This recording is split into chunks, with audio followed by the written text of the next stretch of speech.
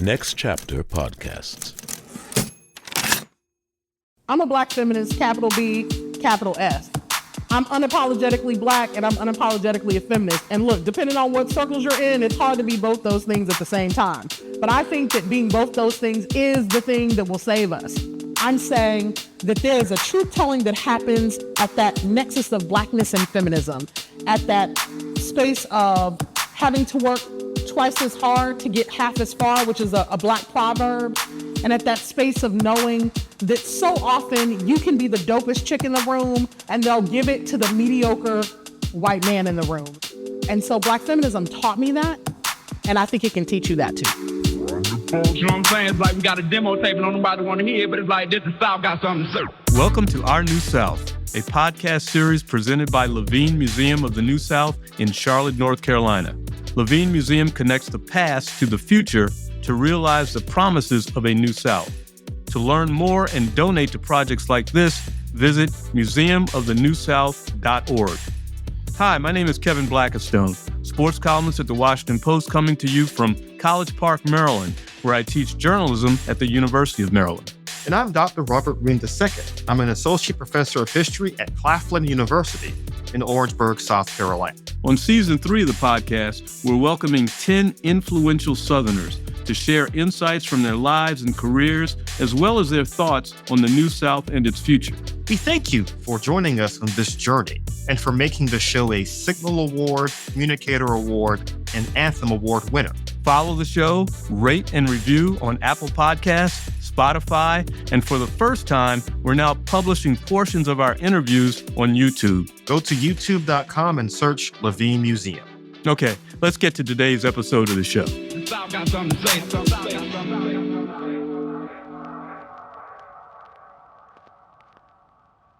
This episode of Our New South explores Black feminism in Southern context with Dr. Brittney Cooper. Cooper is a prominent scholar, author, and cultural commentator, serving as a professor at Rutgers in Women's and Gender Studies and Africana Studies. She is known for her work in intellectual history, Black womanhood in popular culture, and Black feminist thought, co-founding the popular website Crunk Feminist Collective. She is also the acclaimed author of the New York Times bestseller Eloquent Rage, A Black Feminist Discovers Her Superpower, and Beyond Respectability, The Intellectual History of Race Women, and a frequent contributor and commentator for outlets like the New York Times, MSNBC, and NPR. Man, I'm excited for this conversation, but now it's time for the episode's trivia question. Over to you, Robert. All right, on this episode, our guest brings her knowledge of powerful Black women who have shaped the South and the nation. Now, here's the question. Which Southern scholar, author, and educator is often referred to as the mother of Black feminism? A. Harriet Tubman, B. Ida B. Wells, C. Anna Julia Cooper, or D. Mary McLeod Bethune? That's a tough one.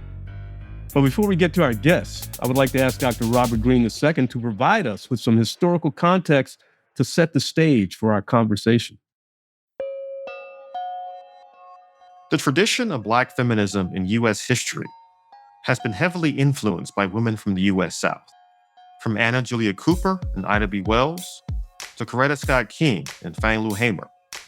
The long history of Black women shaped by the U.S. South, and in turn, shaping ideas of both racial justice and feminism, is considerable. The unique historical, political, social, and cultural forces at work in the U.S. South have given rise to a kind of feminism that is forged by both the urban and the rural, the sacred and the profane, and like so much else in the U.S. South, also influenced by multiple oppressions. Dr. Brittney Cooper is part of this long tradition. From Ruston, Louisiana, Dr. Cooper considers the influence of her rural Southern background carefully. Indeed, Dr. Cooper's work in the spotlight as an academic and public intellectual often emphasizes the crucial importance of the rural South to contemporary debates about race, gender, and identity in the United States. The influences in Dr. Cooper's life are parallel to those of the extraordinary women mentioned above. Like so many other prominent Black women from the South, Dr. Cooper's ideology was influenced by several factors. Dr. Cooper was shaped in part by attending the HBCU Howard University. But her critical intellectual awakening would come in spaces such as her graduate work at Emory University and her co-founding of the Crunk Feminist Collective.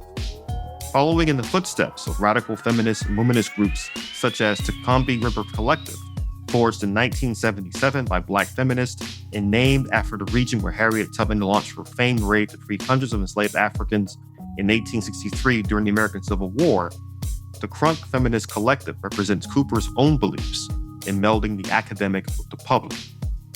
For many Black Southern intellectuals, the line between the public and the academic is porous, and often means tearing down the wall between the real world and the ivory tower. This also means tackling not just feminist theory and highbrow Black studies, but also the intersections of Black and feminist intellectual life with Beyonce, hip-hop, and other popular cultural themes and ideas. Like so many other Black feminists and intellectuals, Dr. Cooper's work lies at the intersection of the academic and the public. A writer of books that have earned critical acclaim from both academics and the lay audience, Dr. Cooper understands the importance of linking together various audiences under the banner of Black feminism. For Dr. Cooper, like for so many other Black Southern women, these lessons were first learned from older generations of Black women, all nurturing the future of the U.S. South in their homes, their churches, their schools, beauty parlors, and anywhere else Black women congregated. But for Dr. Cooper and other members of her generation of activists, academics, and intellectuals, these lessons have evolved for a new and fast-paced era of change, tumult, and promise in the New South.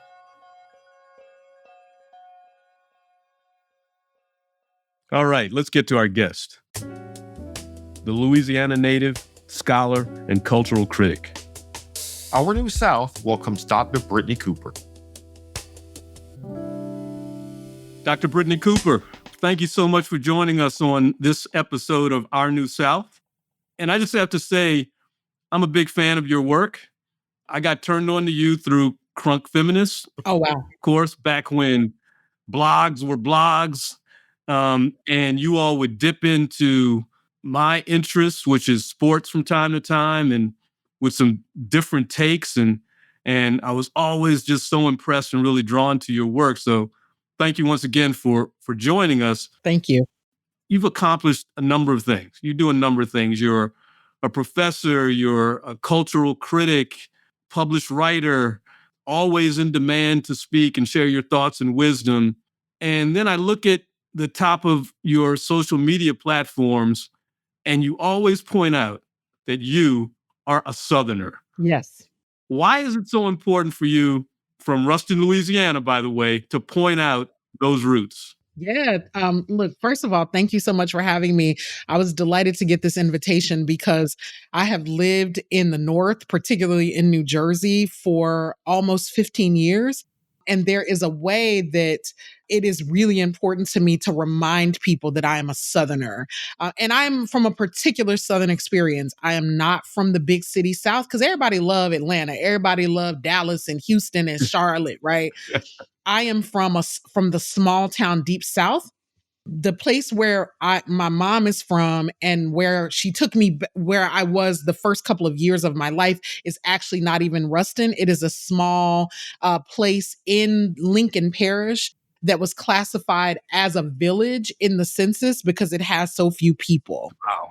And it is what I call my ancestral homeland. My grandmother had land there. We still have family land there. My great-grandmother and her siblings all bought this land, and they raised their children next door to each other. So there's about a mile stretch in the parish where all of the people are kin to me. And so then when my mom grew up and she had me as a young person, and when she launched into adulthood, she moved 8 miles up the road to the big city of Ruston, which is a town at that time of about 20,000 people. It's a college town.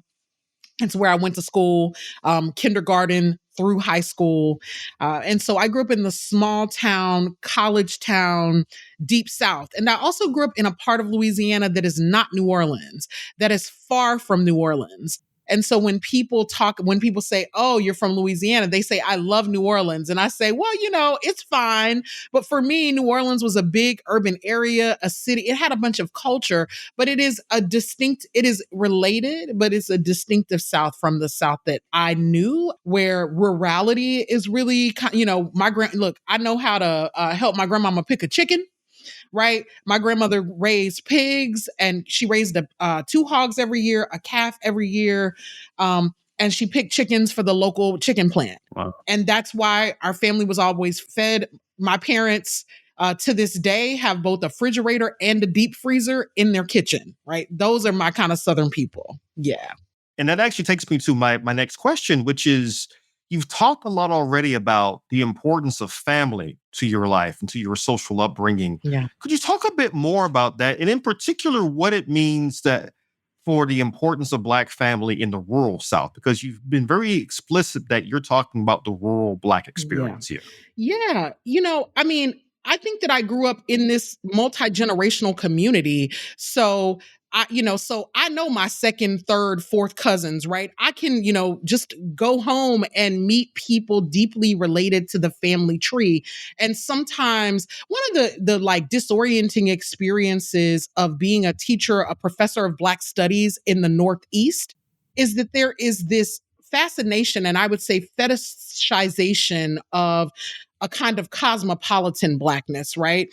So a kind of Blackness that is international and diasporic, and not a Blackness that is rooted in the story of American slavery and of the Deep South. There has been a sort of walking away from that story, this sense that the American South overdetermined our narratives about Black identity. And so this scholarly desire to, expand the narratives. I'm not opposed to that. But I also think that there is a walking away from the richness of this. And I'm like, look, I grew up among rural working class people, and that affects everything that I do. And it affects how I read experiences, right? So I don't think of rural people as backwards. I don't think of them as unsophisticated. I don't think of them as people who don't have a critical perspective on the world. I think of them as having the sense that family is the first political unit that matters, right? That it is the political unit from which we get our understanding about how politics affects us, about how the economy affects us, about what our responsibilities are to each other. And so it feels really important for me to say, I come from this land. These are my people.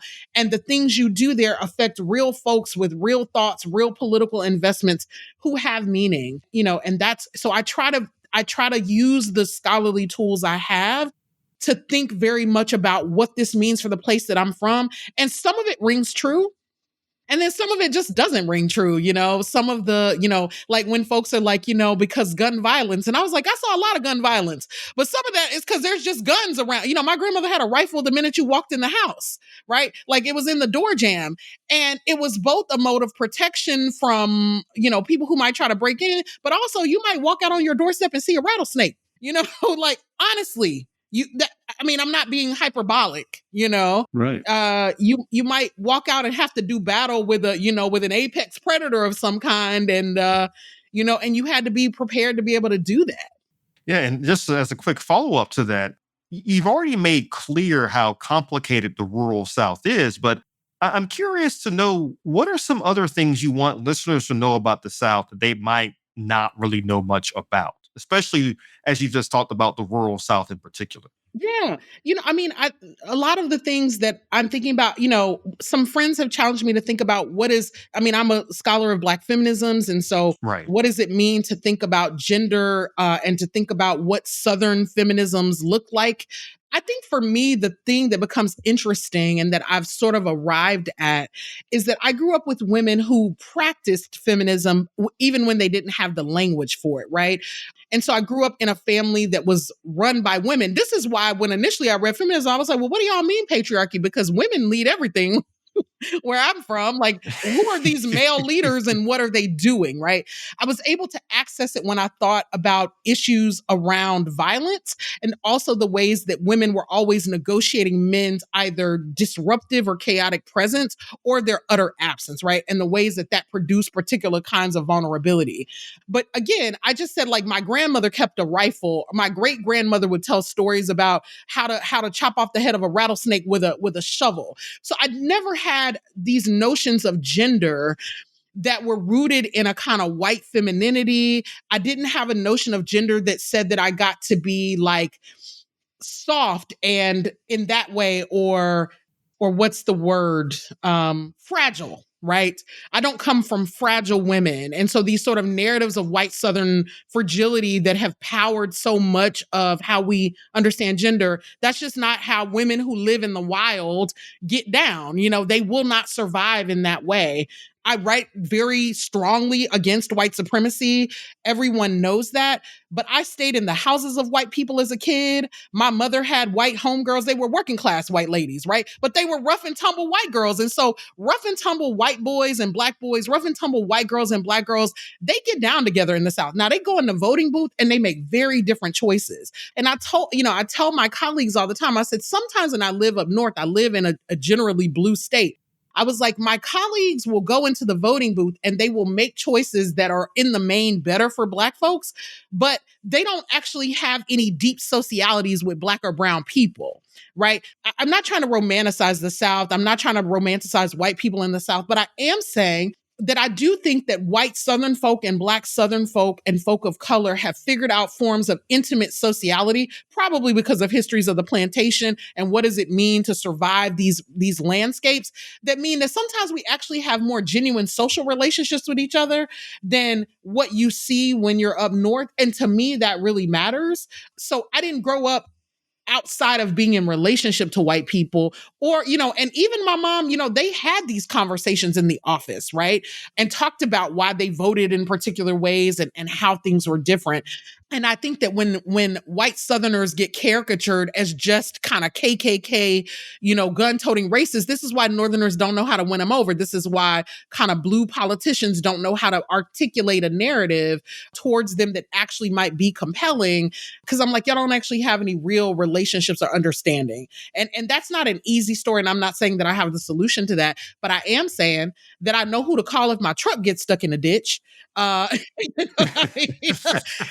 it's somebody that might pull up with a Confederate flag bumper sticker on the back, and they will be some of the nicest people you have ever met. And it is a complete and total, form of cognitive dissonance. And yet for me, that feels like home too.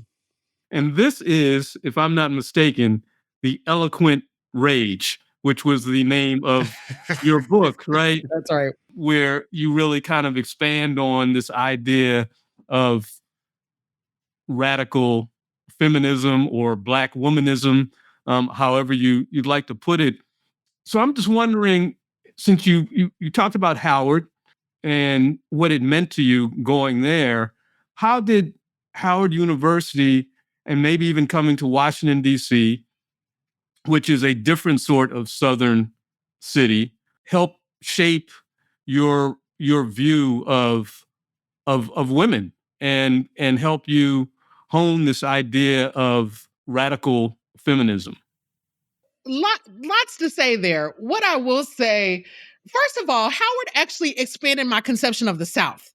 Because when I first went to DC, my grandmother would she would say, well, how is it upstate? It's so far away in land area, right? In literal physical distance from the deep South that my people think of Washington, DC as the North. And honestly, I kind of do too. So that's one of the things that Howard did, was help me to understand my own Southern identity in a better way. One of the ways that, that our shared colleague, Frankie Abbott, that our experience together, we went to grad school together, and there was like a Southern Studies working group. And that was the place that I learned post Howard about like that there were many Souths, because I didn't have the language for that. Right. So Howard helped me to think more robustly about the South. Howard also gave me a framework for healing and thinking about, look, let me not romanticize small town life. On the one hand, it was deeply grounding. On the other hand, one of my things my mom also always said to me is there's a world much bigger than Ruston. And sometimes small towns breed small minds. And so because I was a nerdy Black girl who got pegged early as being quote unquote gifted and placed into these like very racially stratified classes with mostly white kids, and then there would be me and maybe a couple of others of us, that set me at odds with my peer group in my community. And I was often bullied, told that I was acting white, told that I wanted to be white. That was also part of my growing up experience in this kind of small place. It shaped the entirety of my childhood. And so walking onto campus at Howard, where I didn't have white kids telling me, you're not like the other Black kids, right? And I didn't have Black kids saying, you want to be white. And all of a sudden, my nerdiness just made sense, right? I was there with a bunch of smart, driven, ambitious students. It healed the anti-Blackness that I also experienced, because you cannot grow up in that kind of racial stratification and not imbibe some of it. So it healed the narratives around Blackness that I had.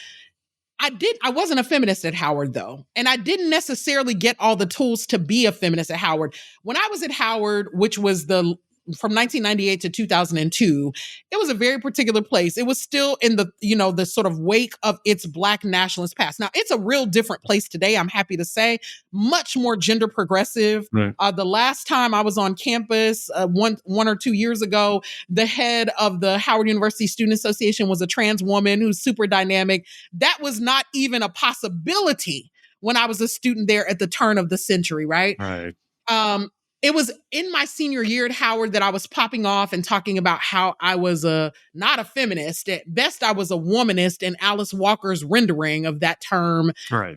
Because I thought, feminism was white women shit, to quote my 20-year-old uninformed self.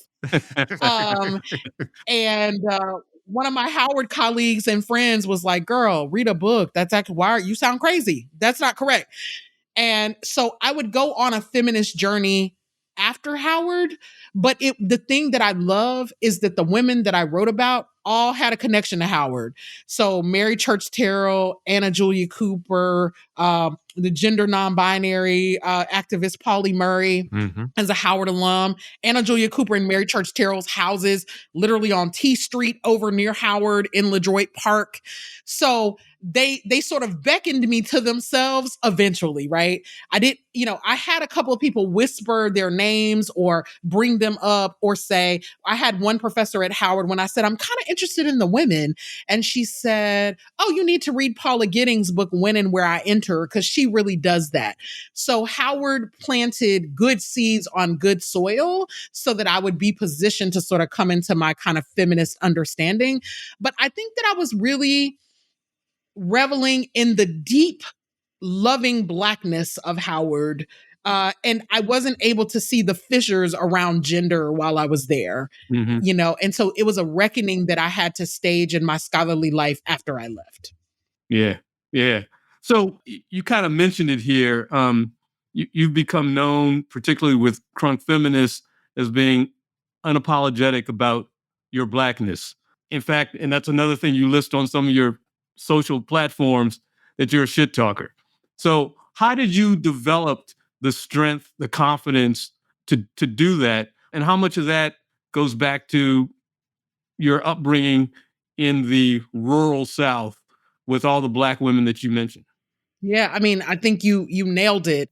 There came a time when, my mom passed away a couple of years ago, but she would call me whenever I was on MSNBC and I would be giving people the what for about white supremacy or whatever. And, and getting all of the negative reactions that came because of it. And she would call me and she would say, your aunt and I were talking about you and just wondering how you got where you have the audacity to say this stuff. Like, why do you just feel that you can say whatever you want to say? And and she wasn't chastising me. She was saying, like, we admire it. We're also confounded by it. And I was like, are y'all confounded?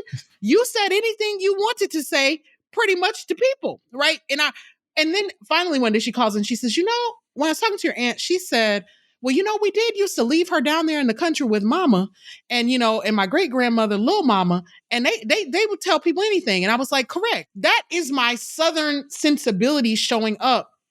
And it shows up sometimes in the language of a PhD, but the confidence that I have the right to stand in these places and say it is because I was raised by people who had a deep and deeply rooted sense of their own dignity, right?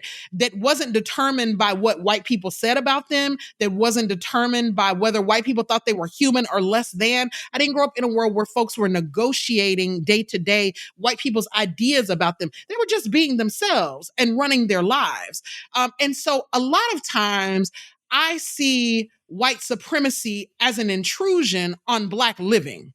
And therefore, I treat it as such, right? I do not see it as the thing that determines my being, my meaning, even my political work in the world. I see it as a kind of annoying intrusion that always has to be negotiated when I would rather be engaged in these kind of these more interesting and exciting forms of Black sociality. What are Black folks doing? What are we talking about? And sometimes, I find like when I do TV and then I'm out and about and people know me, it's always elder Black women. They're like, we love you so much. And I was like, it's because they recognize me as the kind of daughter that they would have raised. Mm-hmm. And that's my highest honor, right? Is that when I am seen on the news or I'm seen in these places that elder Black people and everyday Black folks are like, you speak for me. I can't think of a higher honor than that. Yep.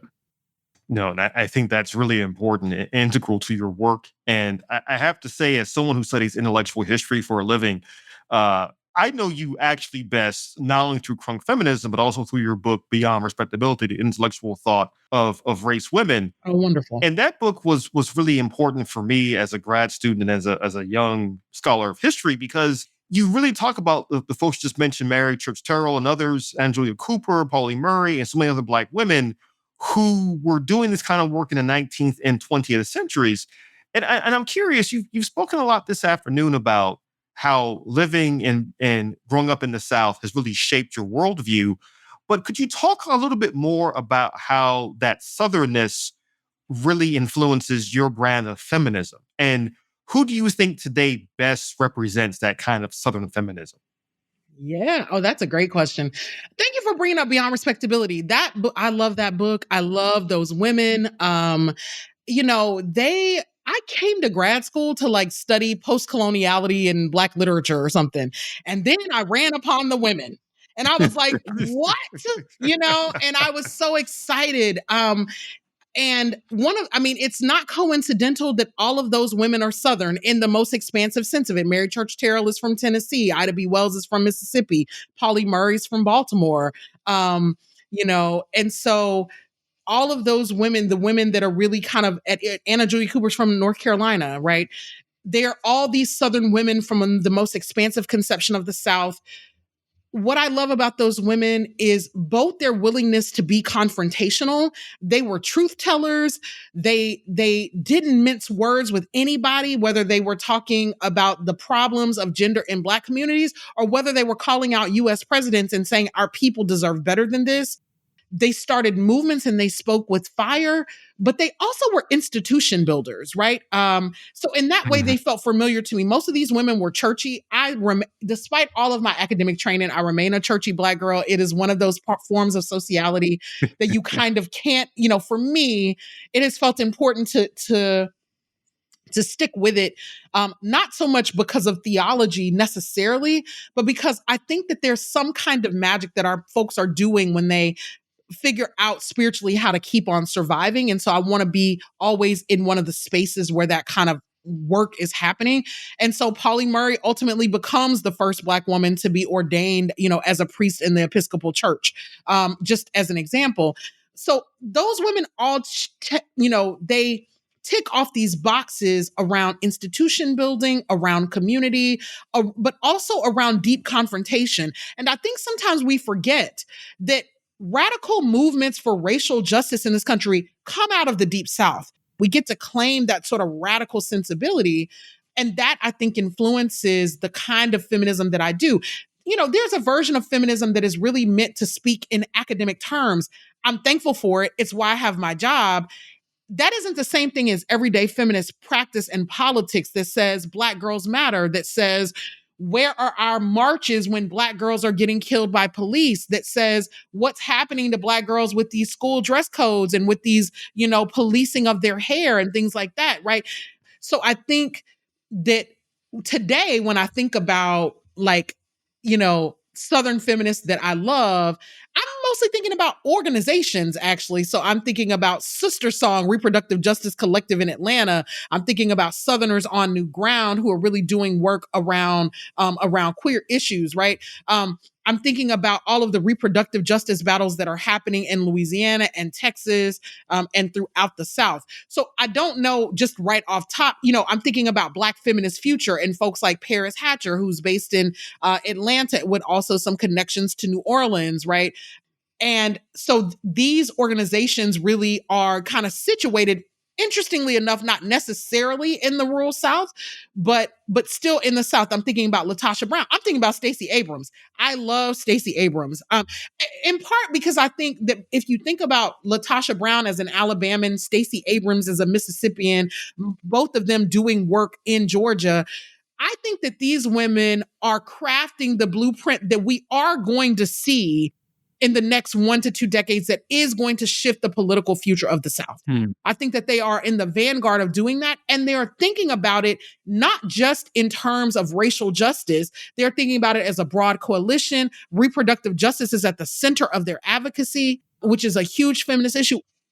Yeah, and I know Kevin's going to ask a follow-up about what you just mentioned about some of those women in a moment, but I do want to briefly pivot to your work as an educator in particular, because you've also been critical in recent years of book bans, especially across the South, that have been targeting works by minorities, works by Black, Latino, LGBTQ, and other communities in public schools and libraries. What impact do you think these bans could have on education, especially in the South? Because as you've already noted, knowing how to read and write, of course, is an important part of being Black in America. We're the only group that weren't allowed to do that for a long time. But certainly there's now an attempt to rewrite Southern history, Black history, American history. What do you think these book bans are trying to accomplish, and how do you think they could be stopped? I think that the systematic undereducation of a people is the easiest way to control them. I don't even think we need a sophisticated explanation. I already think we know what the playbook is. This is the thing that one of my sort of sensibilities around being radical is just to be completely and consistently underimpressed with white supremacy. Like, I am not a person who says, oh, look at these people playing the long game. I don't think they're playing the long game. I think our people who have survived their centuries-long assault are people who are the ones playing the long game, because we've figured out how to last despite all these attempts to exterminate us. And I don't think they have long game, and I don't think they're sophisticated. I think that they just become violent when all of their machinations don't work. Mm-hmm. That is not a thing that we should be impressed with. And part of what that means in terms of your question is, so when you have a situation where, like, I live in New Jersey, where basically kids get a private school education because property taxes are so high that public schools here are essentially, run with the kind of money that private schools would run with everywhere else. You don't have that kind of educational structure in places like where I'm from, where there's not that much money spent per child on education, where there is this retrograde attempt to have people put the 10 commandments back on every wall. And I came up in these schools in a moment where we prayed before every football game. It was very Friday Night Lights kind of situation, So I'm not, I have grown up in a world where Christian nationalism wasn't on the banner of the school, but it was certainly in the aesthetics and the ethos of the places. In that way, it is not particularly new.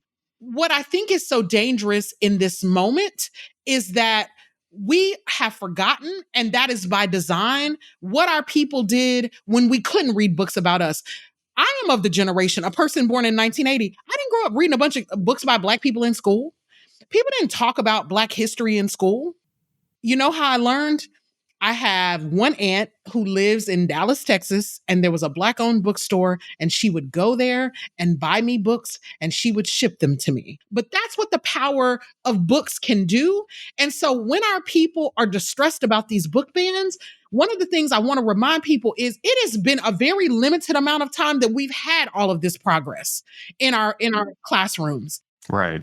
And the way that we have dealt with it is that our community has figured out ways to educate our kids. They have read the books. Radical librarians read the books anyway. We have books and breakfast parties. Somebody's needs to be the community auntie and make sure that at holiday time, the kids get loaded up with books that they can read at home, that they can bring to school and take back home, that are going to give them a different kind of resistance. And I also started writing children's books.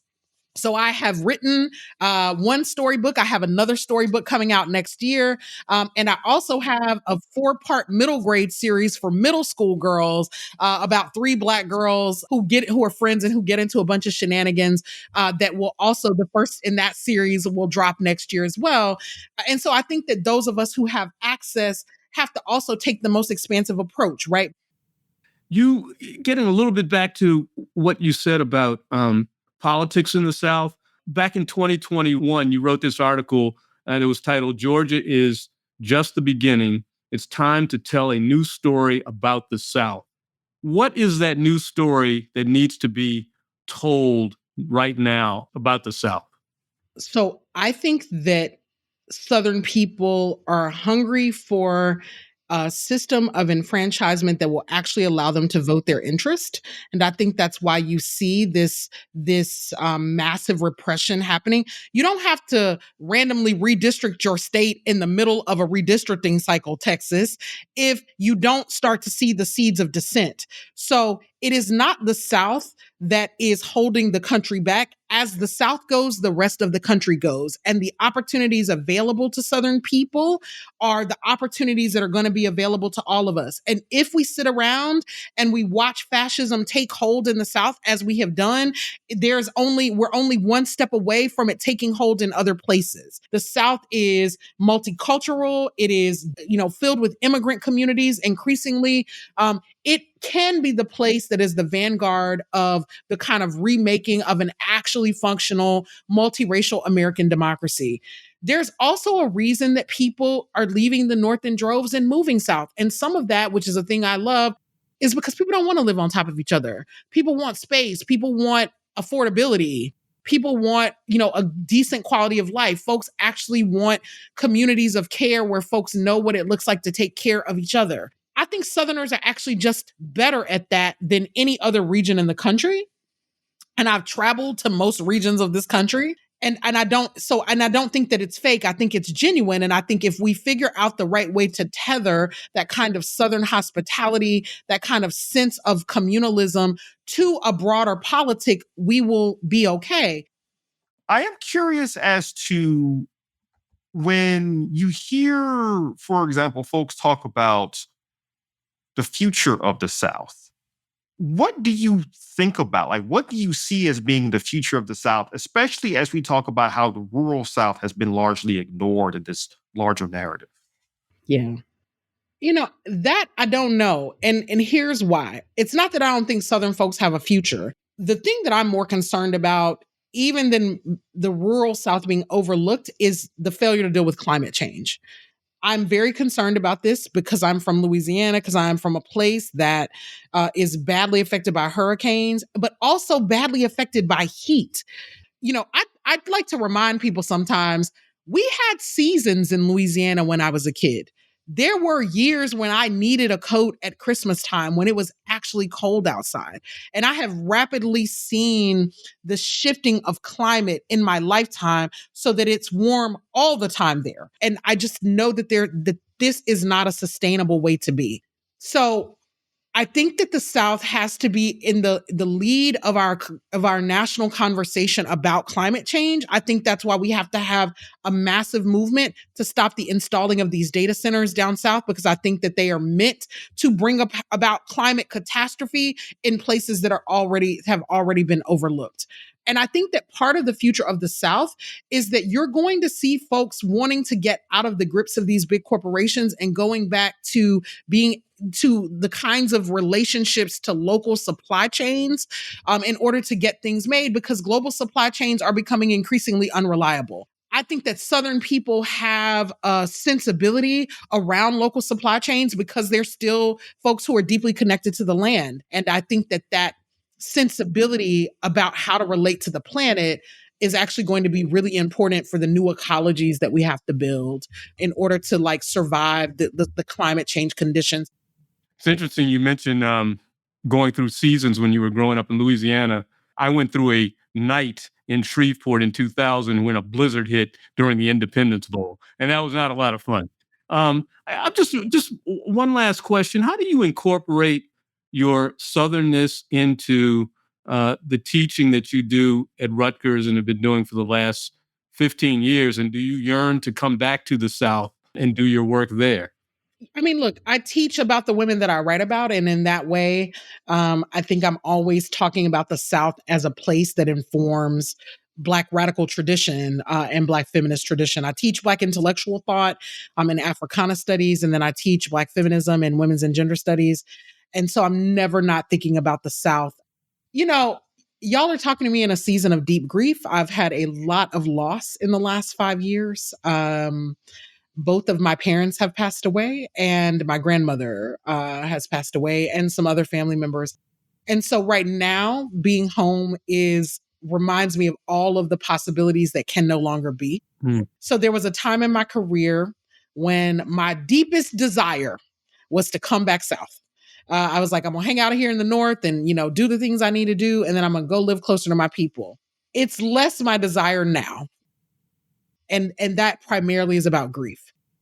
Also, though, I don't know that the Deep South university system is a great place for a radical Black feminist to be right now. And I am clear, I am pragmatic. Yep. And I know that there are some safer places to do this work, and there are some less safe places to do this work. And I'm looking at the kinds of fascist regulations that my colleagues who work in Southern universities are having to deal with. I have close friends who work in Texas, who work in Tennessee, who work in Alabama, who work in Georgia. And the kinds of negotiations they're having to make have not yet reached my doorstep in New Jersey. I'm also clear, however, that New Jersey swung really right in 2024. And then I learned that it was the last state to ratify the 13th Amendment. So slavery and its afterlives creep around the edges of the North too, and there is no place that is super safe. So I'm not saying I would never come back South, but right now I think that if I can bring the South with me into every room I'm in and have a modicum of safety to try to do the radical truth telling I can while I can, then, being here in the North, like Ida B. Wells, who had to abscond to the North after she called out the lynchers, is sort of what's required right now. And before we get to our rapid fire questions, because I really want to hear your answers to some of these rapid fire questions, I have another brief question that we ask to every guest. I've asked you about the future of the South, and we've asked you about your upbringing in the South. Yeah.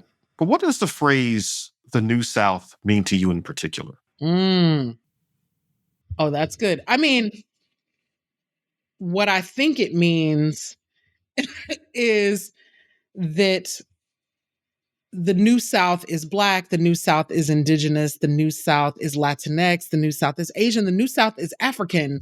The New South is not Confederate. The New South is not enamored of a Southern past that is rooted in the subjugation of people, but understands its bounty as being connected to the land, being connected to a hospitable relationship between land and people.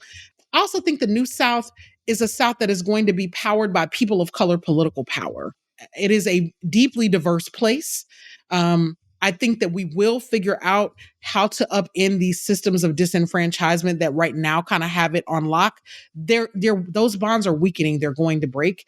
And I think that the New South is going to be, a people of color. And I hope very specifically a very Black forward led south for sure. Yeah.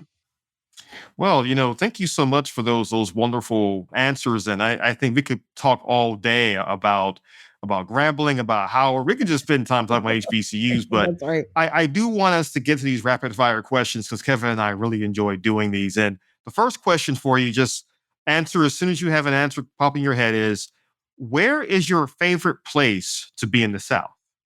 Oh, Atlanta. Really? After all this time about the rural South. Listen, I helped found the Crunk Feminist Collective. Why are you shocked? Why are you shocked? You're right. That's a good point. Sweet tea or Arnold Palmer? Sweet tea. What's your favorite Southern word or phrase? Y'all. Who is your favorite Southerner, living or dead? Ooh, that's a hard one. Favorite Southerner, living or dead? Oh, I don't know. Favorite? I don't really pick favorites. It probably have to be one of my aunties, honestly. My people. It's always my people. Yeah. And finally, what's the most underrated Southern food? Mm-hmm. Yeah. See, because people always want most underrated Southern food. The thing that popped into my head is Southern made donuts from Shreveport. Actually, they're like some of the best donuts that I've ever had. Also, controversial hot take. I feel like red velvet cake is New South and not in a good way. Like, I didn't grow up eating that. I feel like it's some newfangled 21st century stuff. And I don't think, in my part of the South, we didn't eat no red velvet cake. So I just, I don't understand people's obsession with it. I have one more question for you because we didn't get into your hip hop analysis. Oh, but who's your favorite hip hop group? Outkast. You already know. Okay, of course. There you go. There you go. Like, I would not be look. They just got inducted into the Rock and Roll Hall of Fame. Yeah. Yeah. Yes, indeed. I love Outkast. I love Andre 3000. I just think he is brilliant. I think they're brilliant together. I think they're the voice of a generation. I also think that they are Afrofuturism in form. And I think that when people are like, why didn't they put out more albums? I'm like, because y'all are still catching up to them. Like, people have not actually caught up to the work that they put out through the entirety of the 90s. And so I understand, being bored with the culture and wanting to push it, forward in particular ways. I also think it matters to say too that Erykah Badu is also from Dallas, that she's and that she went to Grambling, and that when we think about her influence, that that kind of neo soul rhythm is still deep fried, laid to the side, kind of Southern sound, Okay. Okay. Yeah, but I grew up on New Orleans bounce. So even in the days before Big Freedia, and I do think it's worth saying if we think about gender in the South just a bit, is New Orleans hip hop is super interesting because its gender performances have always been more fluid, more queer, more expansive than I think people would imagine. And so years ago, one of the things I did at the Crunk Feminist Collective was wrote this genealogy of twerking, because when I grew up in Louisiana in the 80s and 90s and went to parties, dudes twerked at parties, and it wasn't a marker of their, sexuality, whether queer or straight. It was only a marker of sexual prowess, right? And I had, these memories of my older stepsister who was a cool kid, just having dance-offs with the boys in her class, right? And they would be doing this to New Orleans bounce, or what technically, was called in the early 2000s sissy rap. Not sure if it's called that today because, it's a weird term. But, Big Freedia comes out of a tradition, right, of Black trans rappers in New Orleans who were mainstreamed and played on the radio when I was a kid, Katie Red being just one example of them, right? So there's a queerness in Southern bounce music. And there's a reason why every rapper from, post-Juvenile, whether we're talking about Drake, whether we're talking about T.I., right, they all do these songs over this bounce beat. Mm-hmm. And so that's also the sound of a generation. And I think that folks don't give New Orleans and Louisiana enough credit for being the genesis of a kind of open queer presence, an open, gender fluidity. the other thing I love about Southern hip hop is it's party music.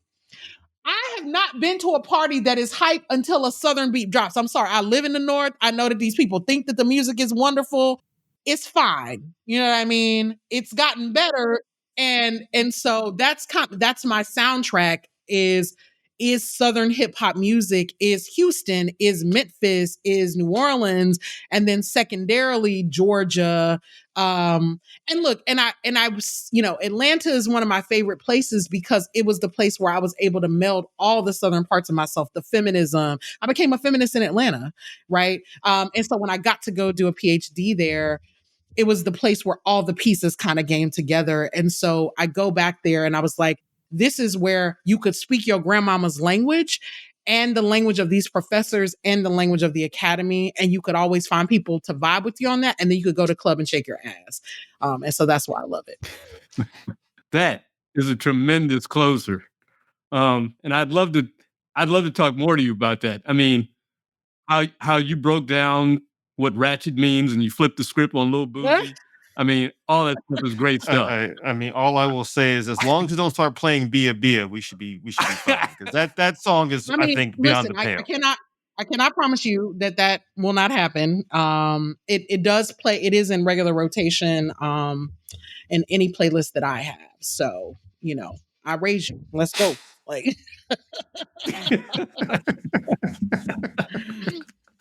Well, thank you so much for this conversation. Wonderful. It has been a true pleasure. This is more than we anticipated. This is fantastic, and I'm sure your students must love your classes at Rutgers. I do my best. You must have a hell of a waiting list. I do my best. Thank you so much. A pleasure. Thank y'all. Okay, so Kevin, that was one phenomenal interview with Dr. Brittney Cooper. I think we learned more than we thought we could learn about Ruston, about Louisiana, really about the South and the Southern experience in general. I'm still processing everything she just said. Yeah, she's fantastic. She gave us a lot of culture, a lot of growing up. You understand why she is known for being a radical Black feminist, because she was reared by radical Black feminists who weren't called radical Black feminists at the time. They were just called Mama and Big Mama and all of her aunties. And so that's what she's brought to the fore in her academic work, which is great because it transcends academia, right? Mm-hmm. I mean, that's what she did with Crunk Feminist, and she has become a public intellectual. And not in a haughty way, but in a way that I think that she can easily translate what she sees and what she analyzes. And she's a joy to talk to. I would like to just go out and hang out with Brittney Cooper one evening and just rap about a bunch of things. Well, and from what it sounds like, I think she'd be more than happy to do so at a place that has plenty of crunk and ratchet music, to say the least. But I also think that what she also offered in her interview is a vision of what it means to be not only a Black feminist in the South, but in many ways a Black nerd in the South too. She mentioned finding her Black nerd community at places like Howard, for example, or in Atlanta. And I think, again, what she really points to is the great tapestry of Southern life. How there is so many different Souths of different peoples, and the fact that while she loves the rural South, the stands up for her favorite place is Atlanta, and how she has a great appreciation for Southern hip hop in comparison to its Northern counterpart. Again, there's so much to digest and think about with this interview, except Red Velvet Cake, apparently. That's not something. For her. No, that was not. Did not see that getting pulled out of the hat. Poor Red Velvet Cake. But you're right. I mean, she represents so many parts of the South that we talk about, and not only that, but I thought it was interesting that she even talked about the part of Louisiana in which she grew up in, juxtaposed to what we think about Louisiana, right? And seeing New Orleans as almost being an entirely different sort of Southern tradition as to what she grew up in. And I'm also glad that she talked about her, I think it was her grandmother's gun use. Because once again, when we talk about Second Amendment rights in this country in general, and in the South in particular, we never think about it in terms of guns being in the hands of Black folks in the South, and in particularly Black women. And I loved her explanation of that particular issue. Unprompted, by the way. Absolutely. And finally, I just want to say this is, again, another Black woman from the South, like Tracy McMillan Cottom, season 1, Regina Bradley from season 2, who have these links to the rural South, have these links to the urban South, and have these links to the intellectual South, but they're all able to talk about it in ways that make it plain for the general public. And that's a skill that most folks don't have, but they have it in spades, especially Brittney Cooper. Yep. Y'all know now. But now it's time for Robert to educate the listeners with this episode's trivia answer. Yes. At the beginning of the episode, I asked you, which Southern scholar, author, and educator is often referred to as the mother of Black feminism? A, Harriet Tubman, B, Ida B. Wells, C, Anna Julia Cooper, or D, Mary McLeod Bethune? The answer is C, Anna Julia Cooper. Wow, a Cooper following a Cooper. Interesting. Born enslaved in Raleigh, North Carolina in 1858, Anna Julia Cooper was educated at Oberlin College. She published her book, A Voice from the South, from a Black woman of the South, in 1892.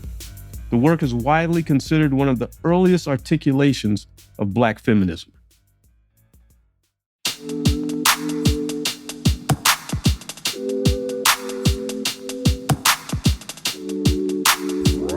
You know what I'm saying? It's like we got a demo tape and nobody want to hear it, but it's like this is South got something to say. Our New South is presented by Levine Museum of the New South. Levine Museum connects the past to the future to realize the promises of a New South.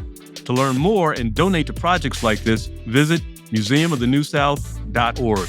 Our New South is produced by Next Chapter Podcast. Thanks to our audio editor, sound designer, and composer, Hal Murdoch, video editor, Justin Cortez, producers Brian Douglas, Alexander Pineras, and Cliff Whitfield, senior producer and writer Byron Hunter, and executive producers Jeremiah Tittle and Frankie Abbott. Please follow the show, subscribe, rate and review on Apple Podcasts, Spotify, and watch portions of our interviews on YouTube. Go to youtube.com and search Levine Museum. Learn more at nextchapterpodcast.com/Our New South. The South got something to say. Thanks for listening.